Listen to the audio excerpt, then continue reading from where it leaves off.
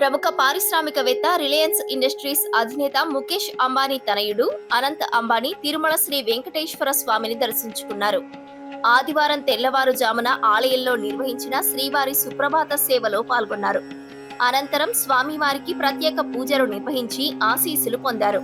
ఈ సందర్భంగా ఆలయ అర్చకులు వేద మంత్రాలతో అనంత్ అంబానీకి ఆశీర్వచనం పలకగా టీటీడీ అధికారులు స్వామివారి శేష వస్త్రాలు, తీర్థ ప్రసాదాలను అందజేసి ఆయన్ను ఘనంగా సత్కరించారు.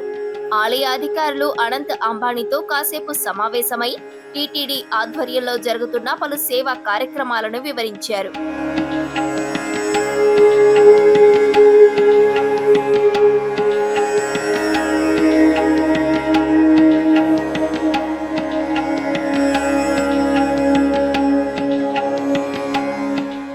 ఈ సందర్భంగా అనంత్ అంబానీ టీటీడీకి భారీ విరాళం ప్రకటించారు.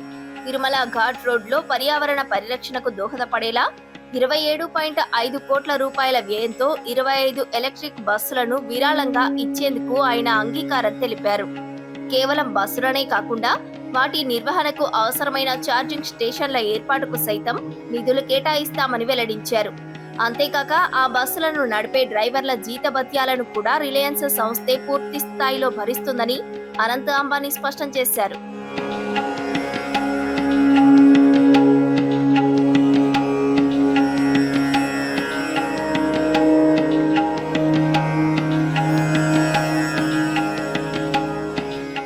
ఇదే నెలలో శ్రీకాళహస్తీశ్వరుడిని దర్శించుకున్న అనంత్ అంబానీ ఆలయ పురోభివృద్ధికి, వివిధ సంక్షేమ కార్యక్రమాలకు ఏకంగా 48 కోట్ల భారీ విరాళాన్ని ప్రకటించారు.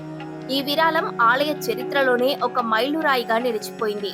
భక్తులకు కల్పించే సదుపాయాలను మెరుగుపరచడంతో పాటు ప్రాచీన సంస్కృతిని కాపాడటానికి ఈ నిధులను కేటాయించనున్నారు.